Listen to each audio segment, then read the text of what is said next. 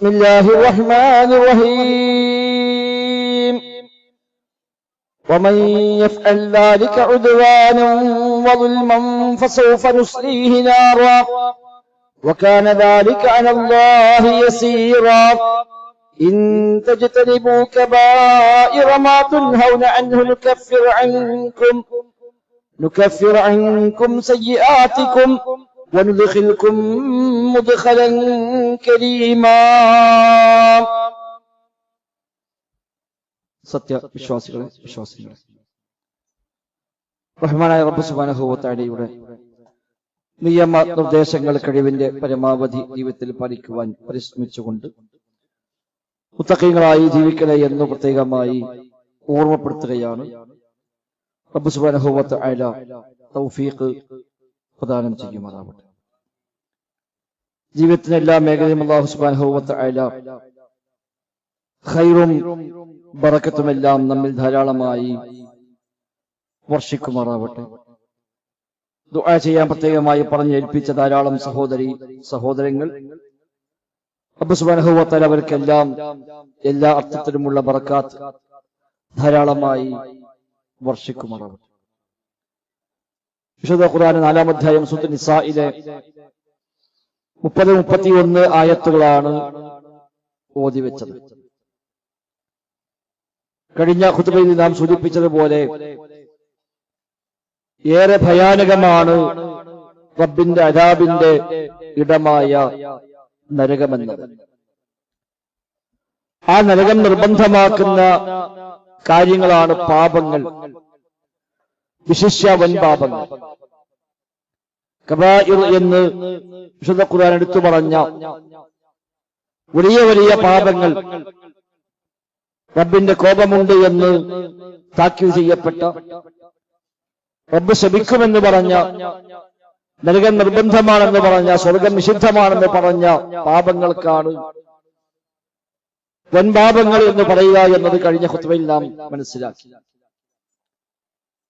പക്ഷെ സ്വാഭാവികമായും തെറ്റുപറ്റുക എന്നത് മനുഷ്യ സഹജമാണ്. എത്ര വലിയ ഈമാനും തഖ്വയും ഉള്ളവനാണെങ്കിലും മനുഷ്യൻ ദോഷമുക്തനല്ല, തെറ്റു സംഭവിക്കാത്തവനല്ല. റബ്ബ് സുബ്ഹാനഹു വ തആല മനുഷ്യനെ സംവിധാനിച്ചത് തന്നെ ആ ഒരു രീതിയിലാണ്. എത്ര സൂക്ഷ്മത പാലിച്ചാലും അറിയാതെയെങ്കിലും ചില അബദ്ധങ്ങളിൽ പോയി ഏതൊരു മനുഷ്യനും ചെന്ന് ചാടും, അമ്പിയാക്കൾ ഒഴികെ. അമ്പിയാക്കൾ മഅ്സൂമികളാണ്, പാപസുരക്ഷിതരാണ്, അവർക്ക് തെറ്റുകൾ സംഭവിക്കുകയില്ല. ചെറിയ ചെറിയ എന്തെങ്കിലും ചെറിയ സൂക്ഷ്മതക്കുറവുകൾ വന്നേക്കാമെങ്കിലും അതൊക്കെ അല്ലാഹു തആലക്ക് പുറത്തു കൊടുത്തിട്ടുമുണ്ട്. നമ്മളങ്ങനെയല്ല. മനുഷ്യന്റെ പ്രകൃതമാണ് തെറ്റുകൾ സംഭവിക്കുക എന്നത്. പക്ഷെ അവിടെ റഹ്മാനായ റബ്ബിന്റെ വലിയൊരു നിഅ്മത്താണ് ആ തെറ്റുകൾ പൊറുക്കാനുള്ള വഴിയും അല്ലാഹു തആല സംവിധാനിച്ചു എന്നത്. വ്യത്യസ്തമായ കാരണങ്ങളാൽ റബ്ബ് സുബ്ഹാനഹു വ തആല തിന്മകളെ പുറത്തു തരും. ഇന്നല്ലാഹ യഗ്ഫിറു ദുനൂബ ജമീഅ. തീർച്ചയായും അല്ലാഹു തആല എല്ലാ പാപങ്ങളെയും പൊറുക്കുന്നവനാണ് എന്ന് വിശുദ്ധ ഖുർആൻ തന്നെ പ്രത്യേകമായി എടുത്തു പറയുന്നുണ്ട്. അല്ലാഹു പൊറുക്കാത്ത തെറ്റുകളില്ല. എന്ത് തെറ്റുകൾ ചെയ്താലും ശരി, ജീവൻ മുഴുവനും തിന്മകളിൽ മുഴുകി ജീവിച്ചവരാണെങ്കിലും ശരി, ആ തിന്മകളിൽ നിന്ന് മനസ്സറിഞ്ഞ് പശ്ചാത്തപിക്കാൻ തയ്യാറായാൽ, റബ്ബേ പറ്റിപ്പോയി എന്ന് പറയാൻ തയ്യാറായാൽ, ആത്മാർത്ഥമായിട്ടാണെങ്കിൽ അവനെ സ്വീകരിക്കാൻ റബ്ബ് സന്നദ്ധനാണ്. അല്ലാഹു തആല വിശുദ്ധ ഖുർആനിൽ പറഞ്ഞുവല്ലോ, നബിയെ എന്റെ അടിമകൾക്ക് നിങ്ങൾ പറഞ്ഞു കൊടുക്കണം, യാ ഇബാദില്ലദീന അസ്റഫു അലാ അൻഫുസിഹിം ലാ തഖ്നതു മിൻ റഹ്മത്തില്ലാഹ്. തിന്മകൾ ധാരാളമായി ചെയ്ത് എല്ലാ പരിധിയും വിട്ട എന്റെ അടിമകളെ നിങ്ങൾ നിരാശപ്പെടേണ്ടതില്ല എന്ന് നബിയെ നിങ്ങൾ പറഞ്ഞു കൊടുക്കണമെന്ന് വിശുദ്ധ ഖുർആൻ അല്ലാഹു തആല നബിയോട് പ്രത്യേകമായി കൽപ്പിക്കുന്നു. ജീവിതം മുഴുവൻ തിന്മയിൽ മുഴുകിയവനാണെങ്കിലും ശരി, എത്ര വലിയ ധിക്കാരിയായി, എത്ര വലിയ തെമ്മാടിയായി, തോന്നിവാസിയായി ജീവിച്ച ഒരു കാലഘട്ടമാണ് കഴിഞ്ഞു പോയതെങ്കിലും മനസ്സറിഞ്ഞ് ആത്മാർത്ഥമായി പശ്ചാത്താപ മനസ്സുമായി റബ്ബിലേക്ക് മടങ്ങിയാൽ അള്ളാഹു പൊറുക്കുമെന്ന് മാത്രമല്ല അല്ലാഹു അഫ്റഹു ബിതൗബത്തി അബ്ദിഹി എന്നാണ്. റബ്ബിന്റെ ഒരു അടിമ റബ്ബിലേക്ക് തൗബ ചെയ്തു വരുമ്പോൾ അല്ലാഹു തആല ഏറെ സന്തോഷിക്കുമെന്നാണ് നബി ഞങ്ങളെ പഠിപ്പിക്കുന്ന ഹദീസിൽ പറഞ്ഞത്. അല്ലാഹു പൊറുക്കുന്നു മാത്രമല്ല, അല്ലാഹുക്ക് വല്ലാത്ത സന്തോഷമാണ്. എന്റെ അടിമ തിരിച്ചു വന്നല്ലോ, എന്റെ അടിമ തെറ്റ് മനസ്സിലാക്കിയല്ലോ, എന്റെ അടിമ എന്നിലേക്ക് മടങ്ങി വന്നല്ലോ. അല്ലാഹുക്ക് ഏറെ സന്തോഷമാണ്. നബി ഞങ്ങൾ അതിന് ഉദാഹരണം പോലും പറഞ്ഞത് ഒരു മരുഭൂമിയിൽ യാത്ര പോകുന്ന മനുഷ്യരെ പോലെയാണ് എന്ന്. മരുഭൂമിയിൽ തന്റെ ഒട്ടകപ്പുറത്ത് തന്റെ വെള്ളവും തന്റെ ഭക്ഷണവും തന്റെ വസ്ത്രവും എല്ലാം ഒട്ടകപ്പുറത്ത് വെച്ച് കെട്ടി ആ ഒട്ടകപ്പുറത്ത് യാത്ര പോകുന്ന മനുഷ്യൻ കുറെ യാത്ര ചെയ്ത് ക്ഷീണിച്ചപ്പോൾ അല്പം വിശ്രമിക്കാനായി ചെറിയൊരു ഇടവേള കിട്ടിയ ഒരു തണലിൽ അവൻ തൽക്കാലം ഒന്ന് വിശ്രമിക്കാനായി ഇറങ്ങി. അന്ന് ആ ഇറക്കത്തിൽ അവന്റെ കണ്ണൊന്ന് മയങ്ങി ഉറങ്ങിപ്പോയി. ആ ഇടയിൽ ആ ഒട്ടകം എങ്ങോ പോയി കളഞ്ഞു. അവൻ ഉണർന്നു നോക്കുമ്പോൾ അവന്റെ വാഹനം കാണുന്നില്ല. അവന്റെ ഭക്ഷണവും വെള്ളവും അടക്കം ആ ഒട്ടകപ്പുറത്താണ്. ഇനി രക്ഷപ്പെടാൻ വഴിയൊന്നുമില്ല, നടന്നു പോകാൻ മാർഗമൊന്നുമില്ല. വിശാലമായ മരുഭൂമിയാണ്. എന്തായാലും നടന്നെത്താൻ സാധ്യതയില്ല. ഈ മരുഭൂമിയിലെ ചൂടും ഈ ദാഹവും വിശപ്പും സഹിച്ച് മരുഭൂമിയിൽ കിടന്ന് മരിക്കാനായിരിക്കും എന്റെ വിധി എന്ന മട്ടിൽ അയാൾ തന്റെ മരണവും കാത്ത് ആ മരുഭൂമിയിൽ നിൽക്കുമ്പോൾ പെട്ടെന്ന് അയാളുടെ മൃഗമത തിരിച്ചു വരുന്നു. ആ ഒട്ടകത്തെ കാണുമ്പോൾ സന്തോഷാധിക്യം കൊണ്ട് ഇയാൾ ചാടി ആഹ്ലാദം കൊണ്ട് വല്ലാതെ ഇയാൾ ആനന്ദിക്കുന്ന ആ മനുഷ്യൻ അവന് എത്ര സന്തോഷമുണ്ടാകുമോ അതിനേക്കാളേറെ സന്തോഷമാണ് അല്ലാഹു തആലാക്ക് തന്റെ അടിമ തെറ്റുകൾ നിർത്തി തന്നിലേക്ക് മടങ്ങി വരുമ്പോൾ എന്നാണ്. പടച്ച റബ്ബിന്റെ റഹ്മത്താണ്, അവന്റെ ഫളലാണ്, അവന്റെ നിഅമത്താണ് ഈ ഹദീസ് നമ്മെ അറിയിക്കുന്നത്. തെറ്റുകൾ സംഭവിക്കും ഏത് മനുഷ്യൻ. ഏതൊക്കെ നിമിഷങ്ങളിൽ തെറ്റുപറ്റാത്ത ആളുകളില്ല. കാണാൻ പാടില്ലാത്തത് കാണും, കേൾക്കാൻ പാടില്ലാത്തത് കേൾക്കും, പറയാൻ പാടില്ലാത്തത് പറയും, ചെയ്യാൻ പാടില്ലാത്തത് ചെയ്യും. പക്ഷേ അല്ലാഹു തആല പറഞ്ഞു, നിങ്ങൾ ആത്മാർത്ഥമായി പശ്ചാത്തപിക്കുന്നുവെങ്കിൽ റബ്ബ് സുബ്ഹാനഹു വ തആല പുറത്തു തരാം. വഇന്നീ ലഗഫാറുൻ ലിമൻ താബ വആമന വഅമില സ്വാലിഹാൻ സുമ്മ ഇഹ്തദാ. വഇന്നീ ലഗഫാർ, തീർച്ചയായും ഞാൻ ഏറെ പൊറുക്കുന്നവനാണ്. ഗഫാർ ഏറെ പൊറുക്കുന്നവൻ, ഗഫൂർ ധാരാളമായി പൊറുക്കുന്നവൻ, ഗാഫിർ പൊറുക്കുന്നവൻ. മഗ്ഫിറത്തുമായി ബന്ധപ്പെട്ട് 3 പേരുകൾ അല്ലാഹു തആലക്കുണ്ട്. ഒന്ന് ഗാഫിറാണ്, ഗാഫിറുൽ ദംബ്, പാപങ്ങൾ പൊറുക്കുന്നവൻ. 2 ഗഫാർ, ഗഫൂർ, അത് രണ്ടും ധാരാളമായി ചെയ്യുന്നവൻ എന്ന അർത്ഥത്തിലാണ്. ഗാഫിർ എന്നാൽ പൊറുക്കുന്നവനാണെങ്കിൽ, ഗഫൂർ എന്നാൽ ധാരാളമായി പൊറുക്കുന്നവൻ എന്നാണ് ആ വാക്കിനർത്ഥം. ഈ 3 നാമങ്ങളും റബ്ബിനുണ്ട്. അല്ലാഹു തആല പൊറുക്കാൻ തയ്യാറാണ്. മനുഷ്യന്മാർക്ക് തെറ്റുപറ്റും, ആ തെറ്റുകൾ പൊറുക്കുന്നവനാണ് അല്ലാഹു തആല. ഇന്നീ ലഗഫാറുൻ ലിമൻ താബ വആമന വഅമില സ്വാലിഹാൻ. തൗബ ചെയ്തവന്, പശ്ചാത്തപിച്ചവന്, ഈമാൻ സ്വീകരിച്ചവന്, സൽക്കർമ്മങ്ങൾ പ്രവർത്തിച്ചവന്, സുമ്മ ഇഹ്തദാ, പിന്നീട് നേരായ വഴിയിൽ ജീവിച്ചവർക്ക് ഞാൻ ഏറെ പൊറുക്കുന്നവനാണ് എന്ന് റബ്ബ് സുബ്ഹാനഹു വ തആല പ്രത്യേകമായി നമ്മെ പഠിപ്പിക്കുന്നുണ്ട്. ആ റബ്ബിലേക്ക് മടങ്ങാൻ നമുക്ക് പറ്റണം. പാപങ്ങൾ പൊറുക്കാൻ പ്രധാനമായും വേണ്ടത് 3-4 കാര്യങ്ങളാണ്. ഒന്ന്, അവന്റെ വിശ്വാസം ക്ലിയറാവണം, ശിർക്കില്ലാതിരിക്കണം. ശിർക്കില്ല എങ്കിൽ ബാക്കി എല്ലാ തിന്മകളെയും പൊറുക്കാൻ അല്ലാഹു തആല തയ്യാറാണ് എന്ന്. ശിർക്കില്ല എങ്കിൽ എല്ലാം പൊറുക്കും അല്ലാഹു തആല പറയുന്നുവെന്ന് പറഞ്ഞുകൊണ്ട് നബി ഞങ്ങളെ പഠിപ്പിക്കുന്ന ഹദീസിൽ കാണാം, എന്റെ അടിമ, അല്ലാഹുവിന്റെ അടിമയോടുള്ള പറയാണ്, നീ ഇബ്ന ആദം ലൗ അതൈതനി ബിഖുറാബിൽ അർളി ഖത്തായ, അല്ലയോ മനുഷ്യപുത്ര, നീ ഭൂമി നിറയെ പാപങ്ങളുമായിട്ടാണ് എന്നെ കാണാൻ വരുന്നതെങ്കിലും ശരി, ഭൂമി നിറക്കാൻ മാത്രം പാപങ്ങൾ ചെയ്തിട്ടുണ്ട്. പക്ഷേ സുമ്മ ലഖീതനി ലാ തുശ്രികു ബി ശൈആ, ഒന്നും പങ്കു ചേർക്കാതെയാണ് നീ വന്നത്. ശിർക്ക് ചെയ്തിട്ടില്ല, ബാക്കിയെല്ലാം ഉണ്ട്. ശിർക്ക് ചെയ്തിട്ടില്ല, ബാക്കിയെല്ലാം ഉണ്ട്. തോന്നിവാസങ്ങളും തിന്മകളും കൊലപാതകവും പരീക്ഷയും മദ്യവും മയക്കുമരുന്നും അടക്കം എല്ലാ തിന്മയും തോന്നിവാസങ്ങളും കൊണ്ട് നിറഞ്ഞ ജീവിതമാണ്. പക്ഷെ ശിർക്കുണ്ടായിട്ടില്ല. ഭൂമി നിറക്കാൻ മാത്രം അല്ലാത്ത പാപങ്ങൾ നിനക്കുണ്ട്. അതുമായി നിയന്ത്രിക്കൽ വന്നാലും ശരി, ശിർക്കില്ലാതെ വന്നാൽ ഭൂമി നിറയെ മഗ്ഫിറത്തുമായി ഞാൻ നിന്നിലേക്ക് അങ്ങോട്ട് വരാം. ഭൂമി നിറക്കാൻ മാത്രം പാപങ്ങളുമായി നീ വന്നാൽ, ഭൂമി നിറക്കാൻ മാത്രം പാപമോചനവുമായി ഞാൻ നിന്നിലേക്കും വരാം, നിന്നെ സ്വീകരിക്കാൻ തയ്യാറാണ് എന്ന് അല്ലാഹു തആല പറയുന്ന ഖുദ്സിയായ ഹദീസിൽ കാണാം. റബ്ബിന്റെ റഹ്മത്തിന്റെ ആഴമാണ് ഈ ഹദീസ് തന്നെ പഠിപ്പിക്കുന്നത്. മറ്റൊന്ന് ഞാൻ ഓതി വെച്ച വചനമാണ്, വൻ പാപങ്ങൾ ഇല്ലെങ്കിൽ ചെറിയ പാപങ്ങൾ പഠിച്ചു റബ്ബ് പുറത്തു തരാമെന്നാണ്. ഇൻ തജ്തനിബു കബായിറ മാ തുൻഹൗന അൻഹു നുകഫിർ അൻകും സയ്യിആതികും. നിങ്ങളുടെ വിലക്കിയ കബായിർ നിങ്ങൾ ചെയ്യുന്നില്ല എങ്കിൽ, വലിയ വലിയ പാപങ്ങളില്ല, കുഫറില്ല, ശിർക്കില്ല, കൊലപാതകമില്ല, വ്യഭിചാരമില്ല, പലിശയില്ല, അങ്ങനെയൊക്കെയുള്ള വലിയ വലിയ പാപങ്ങൾ ചെയ്തിട്ടില്ല, എന്നാൽ ചെറിയ ചെറിയ പാപങ്ങൾ ജീവിതത്തിൽ ഉണ്ടാകാനും സ്വാഭാവികമായി ഉണ്ടാവും. അറിയാതെ വന്നുപോകുന്ന, അബദ്ധവശാൽ ചെയ്തു പോകുന്ന, അശ്രദ്ധയാൽ സംഭവിച്ചു പോകുന്ന ചെറിയ ചെറിയ ചെറിയ തിന്മകളൊക്കെ എല്ലാവർക്കും ഉണ്ടാവും. ആ തിന്മകൾക്ക് അല്ലാഹു തആല പുറത്തു കൊടുക്കും, വൻ പാപങ്ങളില്ലെങ്കിൽ. സഹാബിമാരെ പറയാ, ഈ ആയത്തിറങ്ങിയപ്പോൾ ഞങ്ങൾ സന്തോഷിച്ചത്ര മറ്റൊരായത്തിലും സന്തോഷിച്ചിട്ടില്ല. എന്നാൽ വലിയ വലിയ പാപങ്ങളില്ലേ എങ്കിൽ ചെറിയ പാപങ്ങൾ പുറത്തു തരാം. റബ്ബിന്റെ ഓഫറാണ്. ചെറിയ പാപങ്ങൾ സംഭവിക്കാത്ത ആരുമില്ല. ആ തെറ്റുകളൊക്കെ അല്ലാഹു തആല അങ്ങനെ നമുക്ക് അല്ലാഹുവിന്റെ ഔദാര്യമായി പുറത്തു തരുന്നുവെന്ന്. മറ്റൊന്ന്, നന്മകൾ ചെയ്താൽ തിന്മകൾ മാഞ്ഞു പോകും. നബി തങ്ങൾ പറഞ്ഞു, തിന്മ സംഭവിച്ചു പോയാൽ നീ അതിന് ഉടനെ നന്മ ചെയ്യുക, എങ്കിൽ ആ നന്മ ഈ തിന്മയെ മായ്ച്ചു കളയും. ഒരു തെറ്റ് സംഭവിച്ചു പോയി, ഒരു അബദ്ധം സംഭവിച്ചു പോയി എങ്കിൽ തൊട്ട് പിറകിൽ നന്മ ചെയ്യുക.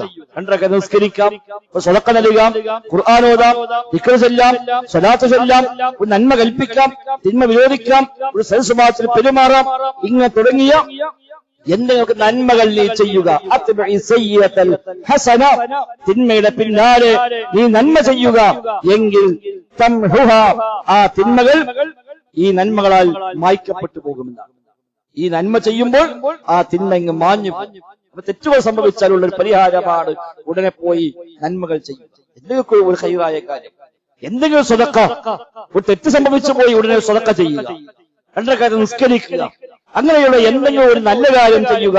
ആ നന്മ ഈ തിന്മയെ മായ്ച്ചു കളയും. അതുപോലെ ചില ദിക്റുകളെ പറ്റി പ്രത്യേകം പറഞ്ഞു.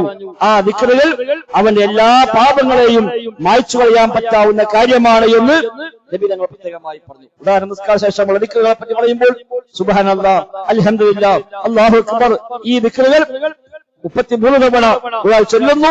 100 തികക്കാൻ ലാ ഇലാഹ ഇല്ലല്ലാഹ് വഹ്ദഹു ലാ ശരീക ലഹു ലഹുൽ മുൽക്കു വലഹുൽ ഹംദു വഹുവ അലാ കുല്ലി ഷൈഇൻ ഖദീർ എന്നും പറഞ്ഞാൽ ഗുഫിറത് ലഹു ഖതായാഹു, അവന്റെ പാപങ്ങൾ പൊറുക്കപ്പെടും.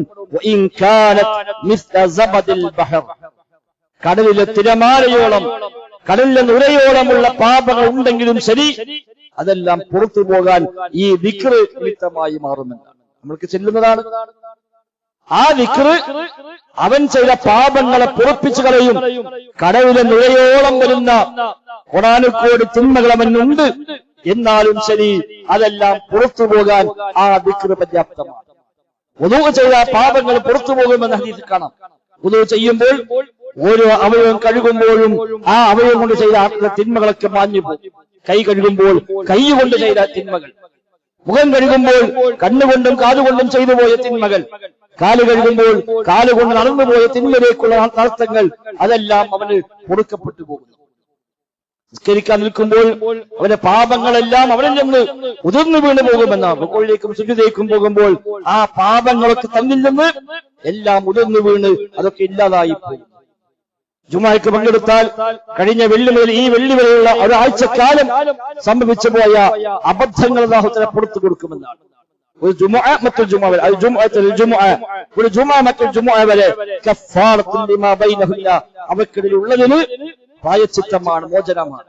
ഒരു വെള്ളിയാഴ്ച ജുമുഅയ്ക്ക് വന്നു, കഴിഞ്ഞ വെള്ളിയാഴ്ചയും വന്നു എങ്കിൽ കഴിഞ്ഞ വെള്ളിയാഴ്ച ജുമുഅ കഴിഞ്ഞ് പോയിട്ട് ഇതുവരെയുള്ള സമയങ്ങൾക്കിടയിൽ മാനുഷികമായി സംഭവിച്ചു പോയ ചെറിയ ചെറിയ ചെറിയ പാപങ്ങളെമ്പാടുമുണ്ടാകും.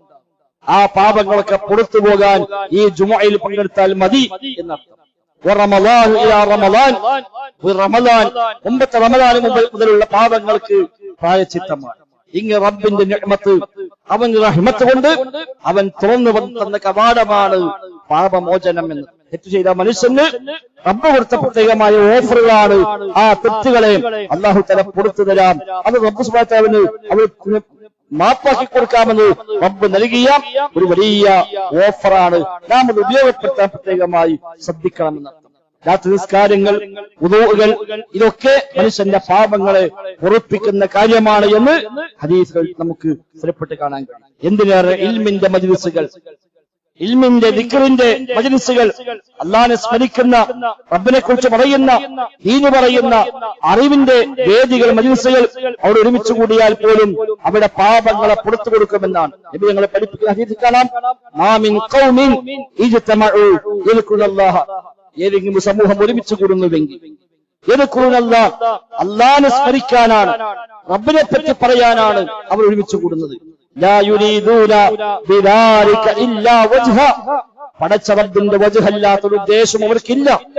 പേരിനല്ല, പെരുമക്കല്ല, ആളാകാനല്ല, മറ്റൊന്നിനുമല്ല, അള്ളാന്റെ വജ്ഹ് മാത്രം കാംക്ഷിച്ചുകൊണ്ടാണ് ഒരുമിച്ച് കൂടുന്നത്. ദീന് പറയുന്ന വേദികൾ, ഇൽമിന്റെ മജ്ലിസുകൾ, ദിക്റിന്റെ വേദികൾ, അള്ളാഹിനെ കുറിച്ച് പറയുന്ന, റബ്ബിനെ സ്മരിക്കുന്ന വേദികൾ, അത്തരം സദസ്സുകളിൽ പങ്കെടുക്കുന്നു. അവന്റെ ഉദ്ദേശം പടച്ച റബ്ബിന്റെ വജ്ഹ് മാത്രമാണ് എങ്കിൽ ഇല്ലാ നാദാഹും മുനാദിൻ മിനസ് സമാ, ആകാശ ലോകത്തിൽ നിന്ന് വിളിച്ചു പറയുന്ന ഒരാൾ വിളിച്ചു പറയും, അൻഖൂമു മഗ്ഫൂറൻ ലക്കും, അൻഖൂമു മഗ്ഫൂറൻ ലക്കും, നിങ്ങൾ പിരിഞ്ഞു പോവുക, നിങ്ങളുടെ എല്ലാ പാപങ്ങളും പൊറുക്കപ്പെട്ട അവസ്ഥ. ആ മജ്ലിസ് അങ്ങ് കഴിയുമ്പോ, ആ വഅലിന്റെ വേദി കഴിയുമ്പോ, ആ ഇൽമിന്റെ മജ്ലിസ് കഴിയുമ്പോ മലക്ക് ആകാശലോകത്തിൽ വിളിച്ചു പറയുന്നു, അൻഖൂമു, എഴുന്നേറ്റ് പോയിക്കൊള്ളുക, മഗ്ഫൂറൻ ലക്കും, നിങ്ങളെ പാപങ്ങളൊക്കെ പൊറുക്കപ്പെട്ടവരായിക്കൊണ്ട് നിങ്ങൾ പിരിഞ്ഞു പോവുക. ഖദ് ബുദ്ദിലത് സയ്യിആതുകും ഹസനാത്ത്, നിങ്ങളെ തിന്മകളെല്ലാം നന്മകളാക്കി മാറ്റപ്പെട്ടിരിക്കുന്നുവെന്നാണ്. സുബ്ഹാനല്ലാഹ്. തിന്മകൾ പൊറുക്കുന്നുവെന്ന് മാത്രമല്ല, ആ തിന്മകളെ പകരം നന്മയാക്കി മാറ്റിക്കൊടുക്കുന്നുവെന്നാണ്. ആ നിലക്കുള്ള വലിയ ഭാഗ്യവാന്മാരായി നിങ്ങൾ പിരിഞ്ഞു പോയിക്കൊള്ളുക എന്ന് ഒരു മലക്ക് ആകാശലോകത്തിൽ നിന്ന് വിളിച്ചു പറയുമെന്ന് സ്വീകാര്യയോഗ്യമായ ഹദീസിൽ നമുക്ക് കാണാൻ സാധിക്കും. അത്തരം മജ്ലിസുകളിൽ പങ്കെടുക്കുന്ന എല്ലാവർക്കും ആ ഒരു ഓഫറിന് അവകാശമുണ്ട് എന്ന് കൂടി കാണാം. ഒരുപക്ഷെ ആ മജ്ലിസ് ലക്ഷ്യം വെച്ച് വന്നവരല്ല, മറ്റൊരു ഉദ്ദേശത്തിൽ വന്നവരാണ്. അവരെ കൂടെ വന്ന് ഇരിക്കേണ്ടി വന്നു. ഒരാളെ കാണാമെന്നാണ്, പക്ഷെ അയാൾ അവിടെ ഒരു ക്ലാസ്സിൽ ഇരിക്കുകയാണ്. ഈ ക്ലാസ് കഴിഞ്ഞെങ്കിലേ അയാളെ സംസാരിക്കാൻ പറ്റുള്ളൂ. അപ്പൊ പിന്നെ അവിടെ ഇരുന്നു അയാളെ കണ്ടിട്ട് പോകാമെന്നത്. ഒരു സാധനം വാങ്ങാമെന്നതാണ്. അപ്പൊ പള്ളിയിൽ കയറി ഒരു ക്ലാസ് ഉണ്ട്, എന്നാ അവിടെ പോയിരിക്കാം. ഈ ക്ലാസ് ലക്ഷ്യം വെച്ച് വന്നതല്ല, ഈ മജ്ലിസിലേക്ക് ലക്ഷ്യം വെച്ചതല്ല. പക്ഷെ മറ്റൊരാവശ്യത്തിൽ വന്നപ്പോ ഇതിൽ വന്ന് അവനും ഇരിക്കേണ്ടി വന്നു. അത്തരം ആളുകളെ പറ്റി മലക്കുകൾ പടച്ച റബ്ബിനോട് പ്രത്യേകം പറയുമെന്നാണ് റബ്ബേ. അതിൽ ചില ആളുകളുണ്ട്, അവർ ഇതിൽ പെട്ടവരല്ല. എല്ലാവർക്കും പുറത്തു കൊടുക്കുന്നത് അല്ല പറയുമ്പോ മലക്കുകൾ പറയും, റബ്ബേ ചില ആളുകൾ ആ കൂട്ടത്തിലുണ്ട്, അവർ അതിനു വേണ്ടി വന്നവരല്ല, ഈ ഉദ്ദേശത്തിൽ വന്നവരല്ല, മറ്റൊരാവശ്യത്തിൽ വന്നപ്പോൾ ഇതിൽ പെട്ടുപോയ റബ്ബേ, അവർക്കും നീ പുറത്തു കൊടുക്കുകയാണോ എന്ന് മലക്കുകൾ ചോദിക്കുമ്പോൾ അല്ലാഹു തആല പറയുമെന്നാണ്, ഹുമുൽ ഖൗമു ലാ യശ്ഖാ ജലീസുഹും.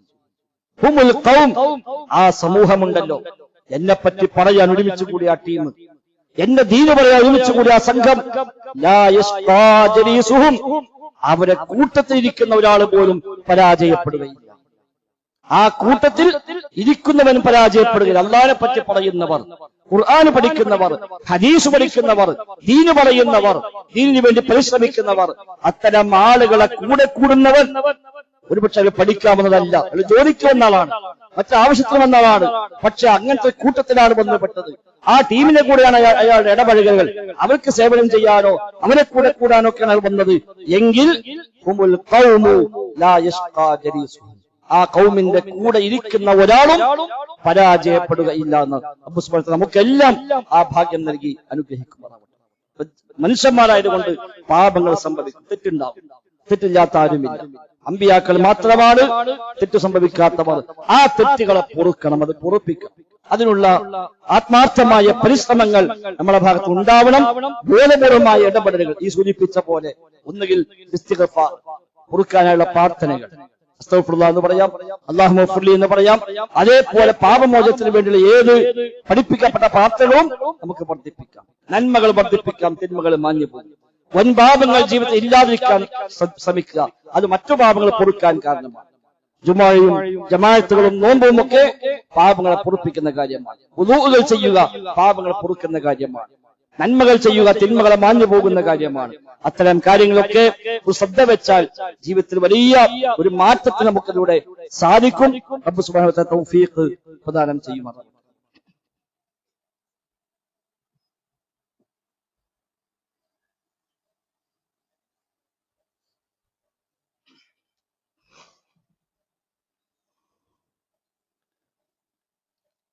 അൽഹംദുലില്ലാഹ് نحمده ونستعينه ونؤمن به ونتوكل عليه. اللهم صل على محمد وعلى آل محمد كما صليت على إبراهيم وعلى آل إبراهيم إنك حميد مجيد. സഹോദരിമാരെ, റഹ്മാനായ റബ്ബിന്റെ കൽപ്പന നിർദ്ദേശങ്ങളെ പാലിച്ചുകൊണ്ട് മുത്തഖീങ്ങളായി ജീവിക്കുവാൻ പരിശ്രമിക്കണേ എന്ന് പ്രത്യേകമായി ആവർത്തിച്ച് ഓർമ്മപ്പെടുത്തുകയാണ്. റബ്ബ് സുബ്ഹാനഹു വ തആല നമുക്കെല്ലാം തൗഫീഖ് പ്രദാനം ചെയ്യുമാറാകട്ടെ. ആത്മാർത്ഥമായ പശ്ചാത്താപമാണ് തൗബ എന്ന് വിളിക്കപ്പെടുന്നത്. ഇത് കേവലമായ ചൊല്ലിപ്പറച്ചിലല്ല, കാണാതെ പറഞ്ഞു പോകാനുള്ള ചില വചനങ്ങളല്ല തൗബ എന്ന്. യഥാർത്ഥത്തിൽ തൗബ എന്ന വാക്കിന്റെ ഭാഷാർത്ഥം മടക്കമെന്നാണ്. പോകുന്ന വഴി പിഴച്ചു എന്നറിയുമ്പോൾ തിരിച്ചു പോരുന്ന ആ മടക്കം, അതിന് ഭാഷയിൽ തൗബ എന്ന് പറയും. വാഹനം ഓടിച്ചു പോകുമ്പോ എവിടെയോ വെച്ച് റൂട്ട് മാറിപ്പോയി, ഒന്ന് വാഹനം സൈഡാക്കി ഒരാൾ ചോദിക്കും വഴി, പറയുക അവിടുന്ന് മാറിയല്ലോ, ഇങ്ങോട്ട് വരേണ്ട കാര്യമില്ല, അങ്ങ് അപ്പുറത്തുനിന്ന് തിരിഞ്ഞു പോകേണ്ട ആളാണ്. അവിടെ നമ്മൾ വണ്ടി തിരിക്കും, യൂട്ടേൺ അടിക്കും. അതാണ് ശരിക്കും തൗബ. ജീവിതത്തിന്റെ റൂട്ട് മാറി എന്ന് മനസ്സിലാകുമ്പോൾ തിരിച്ചുള്ള ഒരു മടക്കം. അതിനാണ് താബ തൗബ എന്ന പദം ഉപയോഗിക്കാറുള്ളത്. എന്റെ ഈ റൂട്ട് ശരിയല്ല, ഇത് സ്വർഗത്തിലേക്ക് എത്തുകയില്ല, ഈ വഴി എന്നെ നരകത്തിലേക്കാണ് എത്തിക്കുക എന്ന് ഏതു കാലത്തിൽ ഏതു സമയത്ത് ബോധ്യമാകുന്നുവോ അവിടെ വെച്ച് തിരിച്ചു പോകും. പിന്നെ മുന്നോട്ട് പോകുന്നല്ലോ. പിന്നെ നമ്മൾ ആകെ ചിന്ത എന്താണ്? റോഡ് മാറി എന്നറിഞ്ഞാൽ പിന്നെന്താണ് ചിന്ത? എത്രയും വേഗം വണ്ടി തിരിക്കാൻ പറ്റുമെന്നാണ്. 1/2 കിലോമീറ്റർ അപ്പുറത്ത് പോയാൽ സ്വകാര്യ തിരിക്കാൻ സൗകര്യം ഉണ്ടെന്ന് അതിന് പോലും കാത്തുക വേണ്ട, കലപ്പെടാൻ വേണ്ടി തിരിക്കാം. ഇനി മുന്നോട്ട് പോയിക്കൂടാ, റൂട്ട് മാറി. ഇനി മുന്നോട്ട് ഓടുന്നൊക്കെ നഷ്ടമാണ്. അതുകൊണ്ട് എത്രയും വേഗം തിരിച്ചു പോകണം, ശരിയായ വഴിയിലൂടെ സഞ്ചരിക്കണം എന്നാണ് ഒരു യാത്രക്കാരൻ വിചാരിക്കുക. ജീവിതമാകുന്ന യാത്രയിൽ സ്വർഗമാകുന്ന ലക്ഷ്യത്തിലേക്കുള്ള വഴി എവിടെയോ വെച്ച് തെറ്റിപ്പോയി എന്ന് മനസ്സിലാകുമ്പോൾ അവിടെ വെച്ച് മടങ്ങുക. ഇതാ റബ്ബേ ഞാൻ മടങ്ങുകയാണ്. 3 നിബന്ധനയാണ് തൗബക്കുള്ളത്. ഒന്ന്, തിന്മയിൽ നിന്ന് പിന്മാറുക. തെറ്റ് ചെയ്തുകൊണ്ടേയിരിക്കുക, തൗബയും ചെയ്യുക, അതിനർത്ഥമില്ല. തിന്മ അവസാനിപ്പിക്കുക. തെറ്റാന്ന് എപ്പോ മനസ്സിലായോ അവിടെ നിർത്തി, പിന്നെ വഴിക്കില്ല.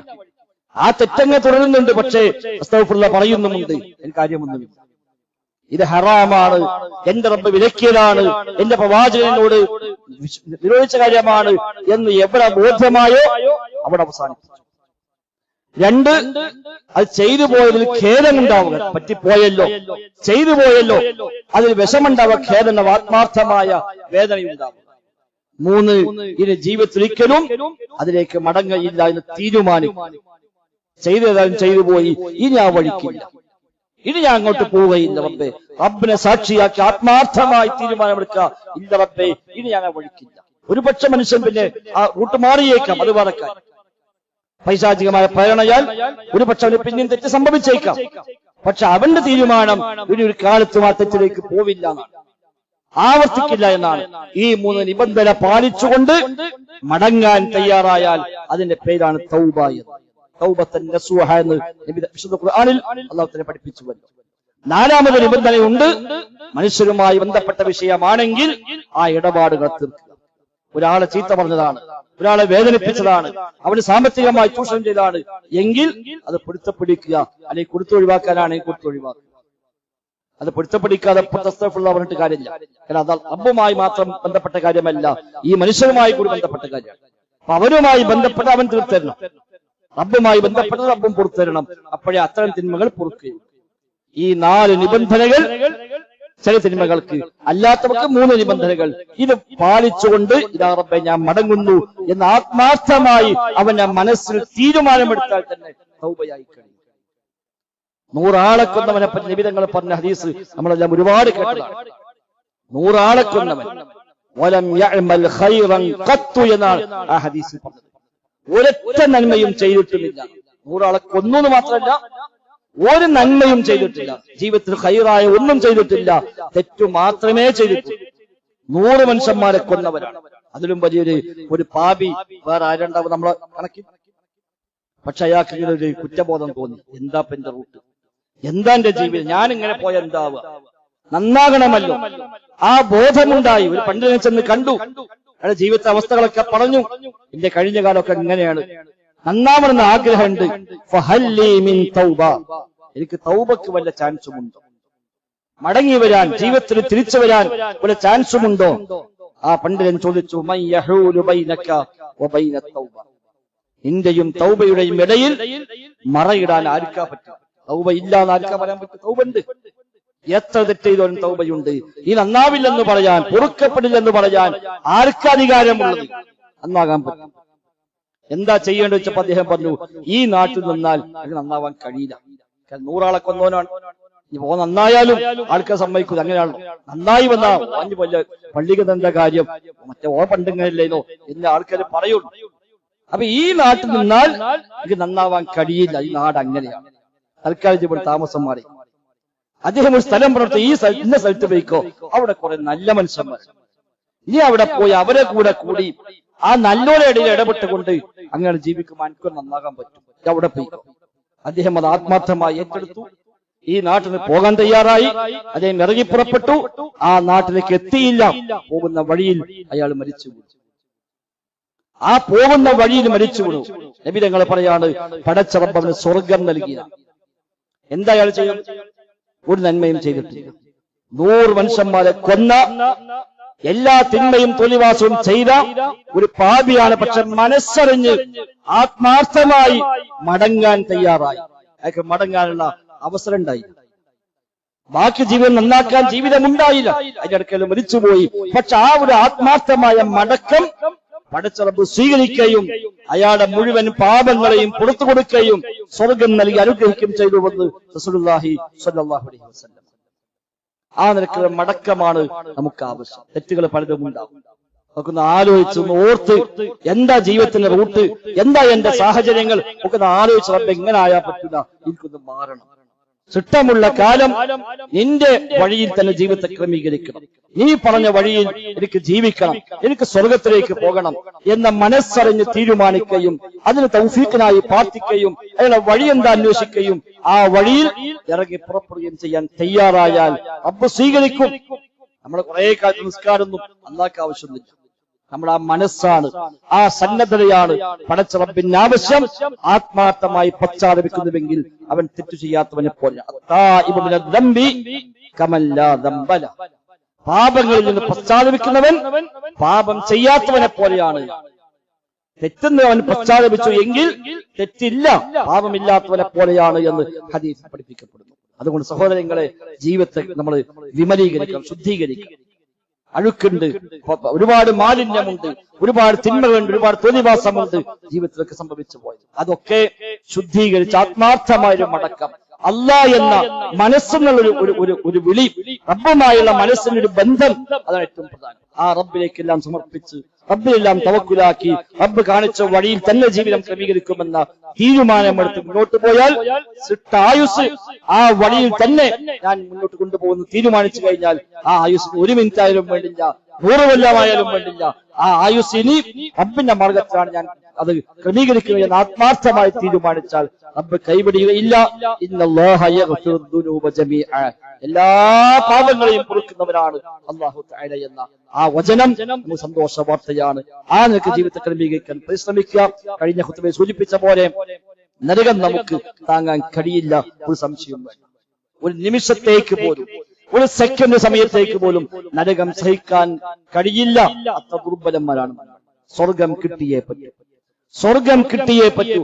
ആ നിർബന്ധ ബുദ്ധി വെച്ച് പുലർത്തുകയും അതിനുവേണ്ടി പരിശ്രമിക്കുകയും പ്രാർത്ഥിക്കുകയും ചെയ്താൽ പടച്ച റബ്ബ് അവൻ റഊഫാണ്, അവൻ റഹ്മാനാണ്, അവൻ റഹീമാണ്, അവൻ ഗഫൂറാണ്, ഗഫാറാണ്, ഗാഫിറാണ്. ആ റബ്ബൊരിക്കലും കൈയൊഴികയില്ല.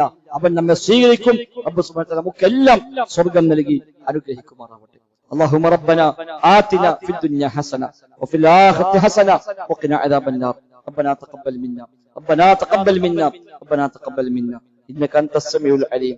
اللهم اغفر للمؤمنين والمؤمنات والمسلمين والمسلمات الأحياء منهم والأموات إنك مجيب الدعوات وقاضي الحاجات. ربنا اصرف عنا عذاب جهنم إن عذابها كان غراما إنها ساءت مستقرا ومقاما.